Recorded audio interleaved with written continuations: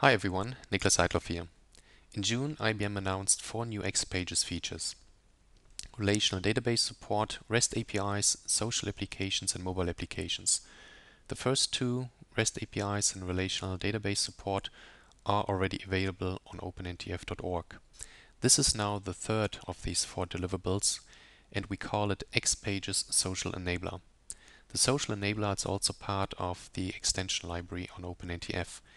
We have developed and tested it with 8.5.3. However, it could also work on 8.5.2. We just haven't tried it. Before I talk about the functionality, let me describe what we think social applications are and, more importantly, what it means technically. So social applications are obviously also collaborative applications that the Nodes Domino App Dev platform has supported forever. In addition to that, however, social applications also connect to other social services or networks, often federating data from these different services, since the information is scattered more than ever these days. And technically, this brings up a set of new requirements, since these different services need to be able to interoperate and needs to be able to integrate other services in X-Pages applications through standard technologies like REST APIs or OAuth, etc. So here's a list of the functionalities supported in the social enabler. What you see here, by the way, is a document that we will make available, the documentation of the social enabler. So let's start at the top. Most social services today support REST APIs and OAuth as the delegated authorization mechanism. You could already in the past use these technologies in X-Pages. However, the social enabler makes it now much easier to do that. For example, for OAuth, you don't have to import your own OAuth library and manage your keys, but the infrastructure, the X-Pages infrastructure, supports that. For example, it comes with an OAuth token store database where you can put both the user tokens and the application keys, making it much easier to manage these security tokens. There's also a convenience functionality to invoke REST APIs, post and get methods, for example, and also utilities to pass the JSON or XML. Additionally, there are some new data sources, for example, a data source displaying the files from Lotus Live that you can bind as always to your view controls or to repeat control. And for social applications, there's often a need for proxies because you want to access information from different domains, which is why your requests have to go through a server proxy to work around the one domain security policy. And social applications are always about people, and as such you need user profiles, and these user profiles need to be extensible so that they can federate information, profile information from various services. The extension library comes also with a set of user interface controls that can easily be reused in custom apps. For example, files controls, same time controls, connection controls, and Facebook controls. And last but not least, the social enabler comes with samples showing how to access the IBM Social Business Toolkit, which is not part of any IBM product yet, but is available as preview on the Lotus Greenhouse. So let me show you some of these things in action. The social enabler comes with 3 main parts. The first part is the plugin that is part of the extension library, and it contains the core infrastructure. The second part is the sample database that is currently displayed here. And the third part is the OAuth token store database. So what I want to show first is how to display files from Dropbox in a custom X-Pages application. But before I click on Dropbox, let me show what I had to do earlier to configure this application. So I want to switch to the OAuth database right here, and I have to hide my credentials because these are my real credentials. And this is the list of application keys for Dropbox, Lotus Live, and the Social and Business Toolkit that you get when you register applications with these different services. There's a second view that lists and contains all the user keys. Let me show that as well.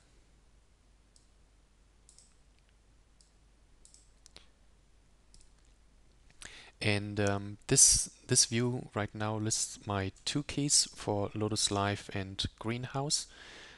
These keys or tokens are created automatically after a successful OAuth dance, after a user has authenticated and granted access to the service. And right now one is missing here, which is my Dropbox account. And the reason is because I deleted it because I want to show how the end user experience looks like when accessing the Dropbox files for the first time. So let me minimize those. And now when I click on Dropbox, it tries to open another X page. However, it figures that I'm not authenticated yet and I haven't granted access. So I need to authenticate first. And then I get this dialog that asks me whether I want to give access, the application Niklas Test access to access the files in Dropbox on behalf of the currently authenticated user. So when I now say allow, the user tokens are stored in the OAuth token store database, and then I can finally see my list of files from Dropbox as well as folders. So just to show you that, let me just refresh here because now I should be logged in, and I see the same files right here in my Dropbox web user interface. Now just real quick to show how easy it was to implement that, or as an Xpages developer. This is the files X page, and all it really uses is this custom control SBT files Dropbox. When we go in there, we can see, I don't want to go through all the details, but one important thing is a new data source here, the file service data that points to Dropbox, and it defines both an endpoint name and a service URL. Service URL is the part of the URL that points to that is the entry point to the REST API. And the endpoint is an abstraction that is defined in the faces-config XML file. And in here you define these endpoints as managed beans. This one is an endpoint of type OAuth endpoint bean. And in here you define the base URL, give it an application name. You define where to store the tokens, which is in this case our OAuth token store database. And you define the three REST and OAuth endpoints, the request token, authorization URL, and access token. And that's really all you have to do to display Dropbox files now in your Xpages application. The social enabler also comes with functionality to access IBM connections from custom Xpages applications. However, since IBM Connections does not support OAuth yet, the authentication needs to be handled a little bit differently. So in the faces config XML, we don't define an OAuth endpoint bean, but in this case a basic endpoint bean. And in here we define the URL to connections as well as a custom authentication X page that we're going to use. So let's see how this looks in action. When I press authenticate to connections, I get my my own X page where I type in username and password. And now I'm logged in and can open, for example, communities from my Greenhouse connection server. And as you could see that earlier for Dropbox, this is just a normal another data source that I can bind to view control so that I get things like paging and caching for free. Also, there's another second data source for activities that looks pretty similar from UI perspective, and I can also get and see the output of that REST API call as XML text right here. Okay, additionally, there's another files control and a files data source. And this one displays the two files that I have here in connections. One is public, one is private. And this is the same, these are the same files that I see here on greenhouse.lotus.com. In addition to that, there are some more controls for connections that I can't display because I have real data in there. So I'm going to use here the screenshots. So the first one is Profiles Vcard, and this is the connections business card that I can bring up, and I can use either a custom control or I can use a content type and define it to my for my string. And there's another control, another vcard for communities, which is this one here, that brings up information about a selected community. Okay, so far I've only shown how to invoke REST APIs via data sources that you can bind to view controls. However, there are obviously also other scenarios where you want to invoke a specific REST API call to read a specific object and not a list, or if you want to do write operations. And that's where you can use APIs that are provided as part of the social enabler. So in this example, I just want to call an API on Dropbox to get the current username. And let me show you how easy that is. This is the code, just a couple of lines. First of all, I need to make sure that we are logged in, and if not, user has to log in and we get the token, we put it in the OAuth token store database, etc. And then there is an object or a class called generic service that we can call, where we pass in the name of the endpoint that we defined earlier in the phases config and the URL of the REST API that we want to invoke. And then we simply call on our generic service the method get, or in other samples post, put, delete, and pass in whether we want the data to be returned as JSON or XML if that service allows us to choose. And in this case, we get back some JSON that we put in a JavaScript variable, and then we simply call accountinfo.email, and that's it. That's how we got the email address of the currently authenticated user. Now, in addition to that, there are some more utilities and sample pages for how to use them. And these utilities make it easier to pass JSON or XML. I mean, for XML, you could use XPath. For JSON, it's pretty simple if you pass JSON with JavaScript. But if you want to do it with Java, or even if you do it in JavaScript, you don't want to check every time whether a certain member of a class exists or not to run into null point exceptions.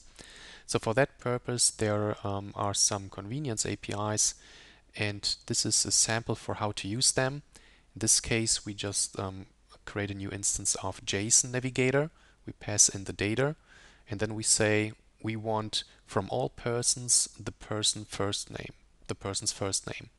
Right? So when I choose this and run it, you can see now that we got returned John and Robert, which are the first names of the two people here. The exact same APIs also work for XML. So again, let's pick that one here. Again, we get John and Robert, and this time we used XML. The social enabler also comes with some Facebook controls, making it easy to integrate Facebook functionality in your custom X Pages applications. So this is the first sample page called Facebook plugins, and in here you see the like control and the comments control that Facebook provides. Now, in order to use them, you simply go in Designer, and there are a couple of new controls here in the palette. And the first thing you need to do is to embed the Facebook client. This is the control that pulls in the Facebook JavaScript SDK and passes in the application key and so forth. And then you can simply use here the Facebook like button and the Facebook comments control by just simply drag and dropping them here onto your page. There is a second page that shows how to use the client API. So first of all, I need to log in. So there's a login control. So I get this login from Facebook. I say login, and now I can call show login status. User is logged in and granted some permissions, and then I do a sample REST service call to my own profile, and I can do another API call to post something to Facebook and pass in some parameters here like xpages rocks.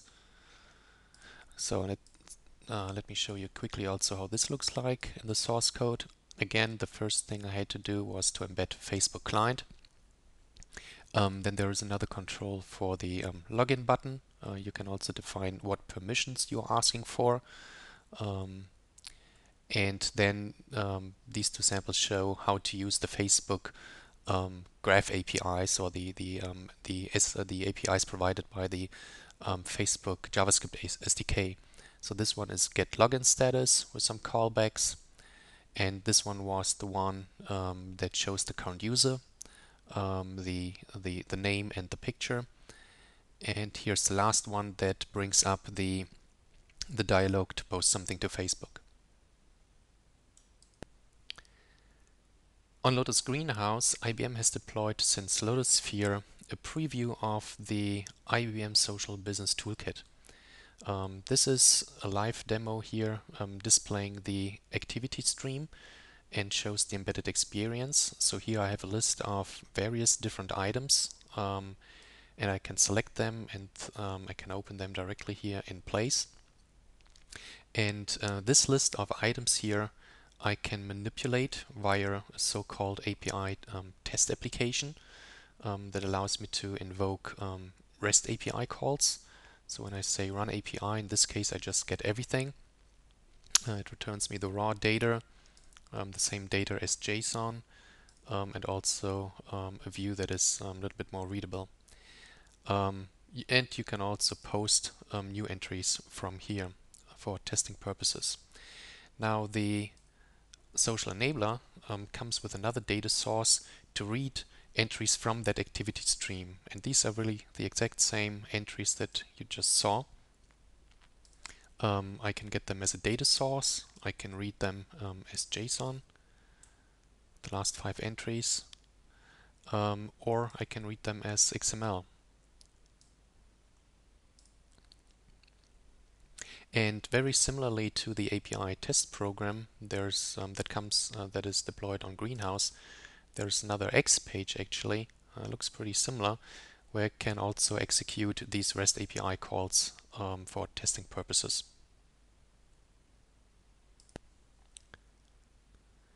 As I said earlier, social applications are always about people, and that's why you need often to access user profile information. The extension library has already had a concept of a user bean and people bean for quite some time, and that concept is used here in the social enabler as well. This, what you see here, is a test page called util user bean that displays all the attributes of the current user. It has different parts. There is a data source provider displaying the global profile information from Domino, and there's another provider for the current database that displays, for example, roles, etc., that only exist in this database. This user bean you can also extend, and one example is the team room that is also available on OpenNTF, but also here this Lotus Live section, because here for Lotus Live we also have a files control that displays files from Lotus Live. And in order to get that to work, we had to pass in the user ID of the current user. So let me show you quickly how this looks like. This is the the custom control for Lotus Live files. In here again we define a data source pointing to Lotus Live, and as a parameter we pass in the subscriber ID of the user bean. So we just call it userbean.lotuslive subscriber ID.